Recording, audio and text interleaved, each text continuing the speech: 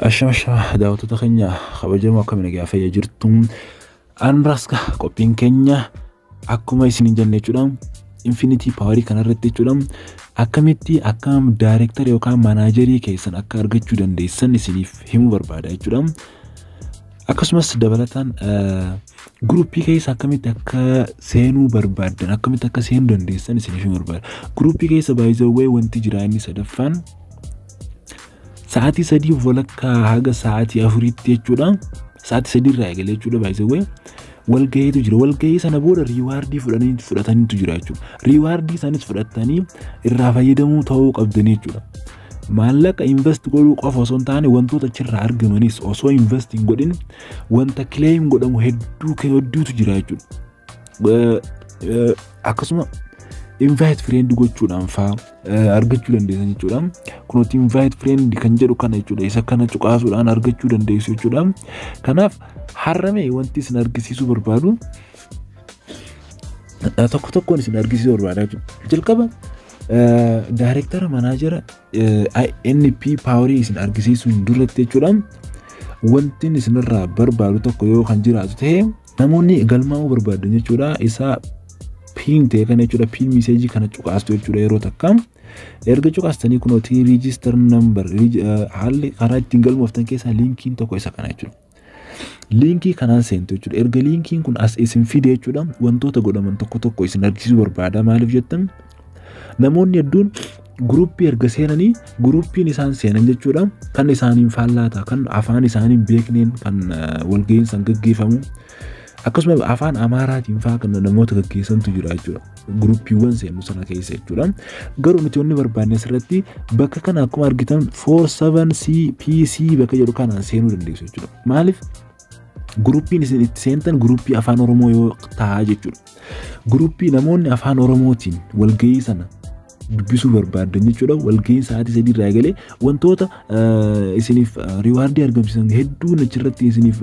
gaggeeffama waan ta'eef bifa saniin bu'aa hedduus argachuu dandeessu jechuudha maallaqa invest gochuu qofaanii miti jechuudha kanaaf 47CPC jedhu kana fuutanii jechuudha asitti kana guutu jechuudha isa asii kana jechuudha linkii isaa description jala isiniif kan linkiin isaa kana qabu jechuudha 47CPC jedhu kana seenuudhaan jechuudha afaan Oromootiin jechuudha groupii seenuu dandeessu jechuudha namoota hedduun argee groupii keessa akkamittiin akka galuu danda'u naaf himuu dandeessaa naan jechaa jiru jechuudha kanaafin isa kana qopheesse maaliif yoo jettan groupii afaan Amaariffaatiin seenanii jiran jechuudha maaliif jalqaba irratti linkiin isaan ittiin seenan linkii namoota afaan Amaaraatiin dubbachuu fi barreessuu akkasumas ittiin hubachuu danda'an irraa linkii sana fudhate linkiin kun immoo linkii afaan Oromootiin ittiin argachuu dandeessan akkasuma namoota afaan Oromootiin gad lakkisan irraas fudhatanii seenuu dandeessu jechuudha bifa kanaan argattu jechuudha Okay, erga sana jubbannee erga kana jennee booda jechuudha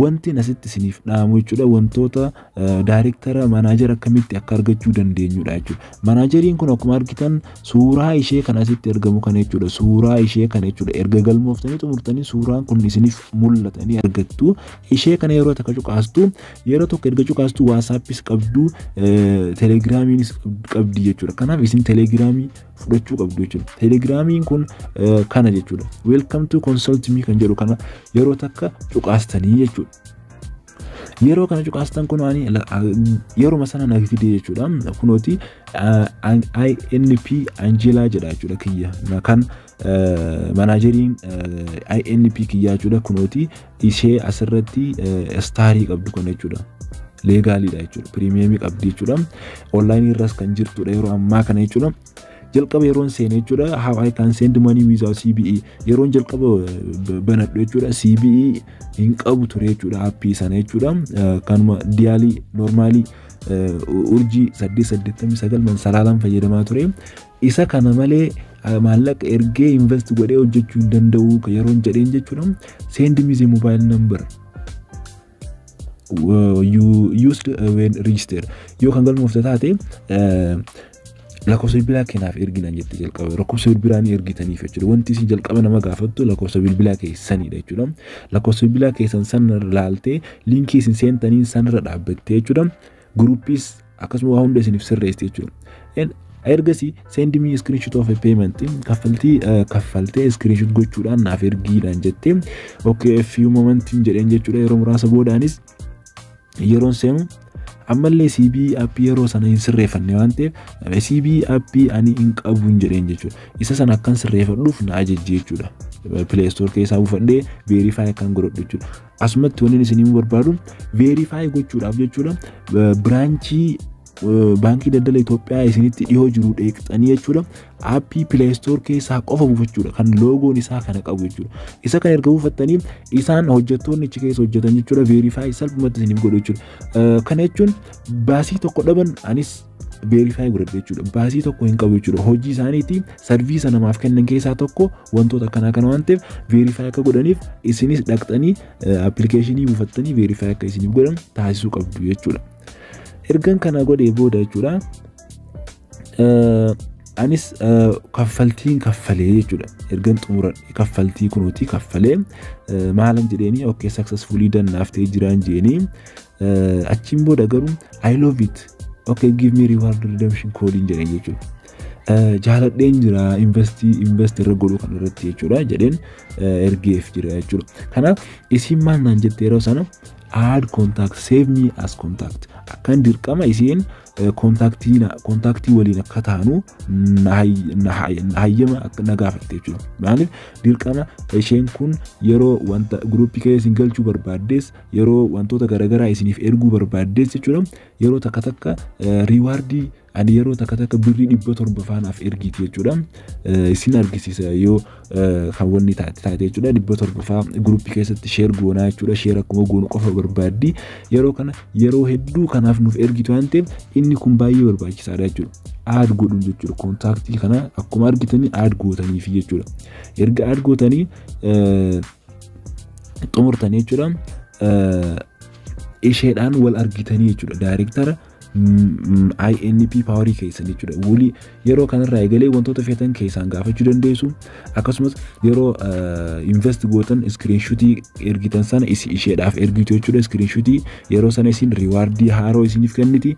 Rewardii sanarra dhaabbattanii wantoota garaagaraa hedduu argachuu dandeessu jechuudha. Kanaaf also added me on your groups. Gruupii kan keessan keessa add na godhiin jedheen jechuudha. Ammas gaafii biraan dhiyeessee yeroo kana isin battaluma na ernaaf ergite jechuudha. Invitation letters congratulations on become a member of the official INP group F557. Gruupiin koo INP group F557 jedhama jechuudha. Isheen as keessatti akkan galu naaf hayyamte jechuudha. Kanaaf because your team has been authorized by INP Ethiopian branches. Argitanii Ethiopian branchii keessatti waan authorized godhameef linkiin ani itti seeneensan jechuudha. Kanaaf linkii kana seentaa yookaan gruupii kana seentaa naan jette. Fakkeenyaaf osoo namoonni gari Afrikaawwan keessa jechuudha yeroo hedduu ni jira jechuudha. Linkiiwwan namoonni share godhu jechuudha. Linkii nama sanaati yeroo seentan linkii biyyoota biraatiin gruupii biraa keessa seentu yeroo kana haarawatti bilbila haarawaan galmeessuun dirqama isinitti ta'a jechuudha. Kanaaf anis gruupiin kan koo kunoo kana ta'ee jechuudha. Gruupii kan koo kana yeroo seenuu barbaade linkii asirratti argitan kana jechuudha. Linkii kana yeroo takka tuqaasaa jechuudha.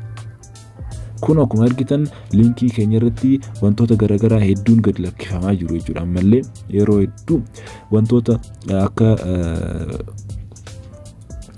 rewardii faa wantoota screenshot godhame faa akkasumas walgahiinis gruupii kana keessatti argamaa jiru.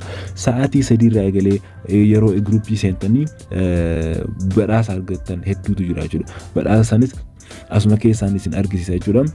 Walgahiin jechuudha wantoota isin fayyadu irratti walgahii taasisu jechuudha. Isaan walgahii kun akkuma argitan akkanatti taasisu jechuudha. Walgahiin yeroo taasisan jechuudha afaan Oromootiin ta'a jechuudha. Afaan Ingiliffaatiinis gad lakkisaatiin afaan Oromootiinis turjumaana kan jedhamu jechuudha qabdi jechuudha. Of jala isaanowwan wajjin kan translate isiniif godhanidha jechuudha. Kanaaf kun akkuma argitan wantoonni gad lakkifame hedduutu jira jechuudha asirratti. Kunooti akkuma argitan gruupiiwwan kana keessatti turjumaanaan jechuudha kan hojjetamedha jechuudha yeroo sana. akkuma argitan gaa footoo namoonni screenshot godhanii yeruma sana jechuudha badhaasa yeroo argattan screenshot gochuun dirqama waan ta'eef screenshot godhachaa deemu jechuudha namuutu erga namuutu screenshot godhatee asirratti groupii kana keessatti gad lakkisuun dirqama ta'a jechuudha kanaaf wanti biraa kan isin yaadachuu barbaadu INP kun jechuudha akka websaayitii marsariitii isaanii jala arginitti jechuudha abbootiin qabeenyaa sanan jechuudha kan viidiyoo irratti hojjenne san hundi isaanii jechuudha haga waggaa 10tti maallaqa kisaaraa keessa hin galleen abbootiin qabeenyaa san jechuudha maallaqa haga waggaa 10tti isaan tajaajilu isaan hojjechiisu hunda qopheessanii jiran jechuudha kanaaf wanti sodaatan tokko iyyuu hin jiru jechuudha waggaa 10 haga waggaa 10tti jechuudha isinis jijjiirama irraa argachuu dandeessu jechuudha keessattuu namoonni maallaqa hedduu namoonni maallaqa guddaa namoonni maallaqa qabdan baankii keessa kaayyachuurra yeroodhaaf asirratti invest gootanii akkuma argattaniin dhaabuullee dandeessu jechuudha maaliif maallaqa baay'ee guddaatu jira jechuudha as keessatti wanti kennamaa jiru kun baay'ee wanta nama ajaa'ibsiisudha jechuudha hojii salphaadha jechuudha hojii guyyaa guyyaan seentee baafachuu dandeessu yoo feetes guyyaa inni guyyaa xumuraa fudhachuu akka dandeessu kan taasisudha jechuudha akkaataa ittiin bitatan hundaas jira jechuudha kun akkuma argitan kanneen barreeffaman jechuudha afaan oromootiinis hiikkaan isinitti godhamee jira jechuudha kunooti akkuma argitan gaa wantoota hedduun keessa jiru jechuudha oomisha ofii bitachuun hiriyoota ta'ee akka bitatan affeeranii boonasii walgahii argattu miseensota haaraa waggaa haaraa akka bitatan E48 jechuudha yoo affeertan miseensonni haaraan galii caalaa 15,600 argatu boonasii 300 argatu jedhee wantoota isaan wajji wal qabatan wantoota INP keessatti wantoota haaraa dhufan hunda walgahii sa'aatii 3 irraa eegale keessaa argachuu dandeessu jechuudha kanaaf bifa kanaan wantoota akkanaa hedduu keessaa argachuu dandeessu jechuudha INP keessatti jechuudha kanaaf groupii yeroo seentan jechuudha bifa kanaan seentanii galmaa'uu dandeessu akkasumas daayireektara akkuma isin jedhee suuraa ishee kanarraa eegaltanii wantoota godhamuu qaban achirratti argitanii jirtan bifa kanaan dubbistu jechuudha kanaaf wanti bituu qabdan keessattuu namoonni invest godhuu barbaadan ESGINP kan jedhu kana jechuudha inni kun akkuma argitan birrii 4,800 jechuudha total rate percentaa 325tiin baay'ifamaa jiru kana jechuun birrii 15,000 fi 800 fi wahii ta'a jechuudha guyyaa 39 keessatti akkuma argitan guyyaa 39 keessatti birrii 13,000 kanaanis birrii 13,000 birrii 48,000 fi wahii ta'a jechuudha guyyaa 39 keessatti isa kana daftanii osoo bitatanii baay'ee bareedaadha jechuudha inni kun guyyaa xumuraa qofa maallaqa sana baafachuu dandeessu jechuudha inni guyyaa guyyaan isiniif kennu product kan jedhu kana jechuudha product kan jedhu kana yeroo takka cuqaastan jechuudha product kan jedhu keessa jira jechuudha kun akkuma argitanii kan 3,500 tootaaliin isaa 7,600 argattu jechuudha guyyaa 55 keessatti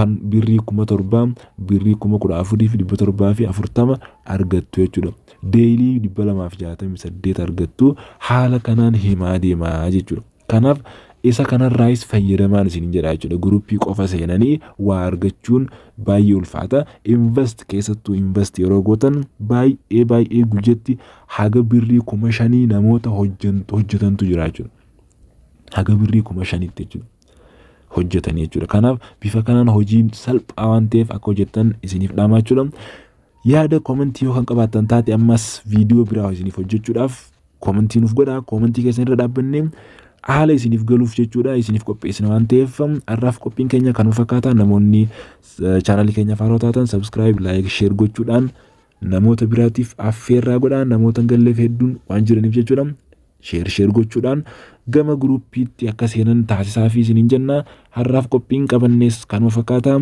haga qophii biraatti wal arginutti nagaan nuuf tura.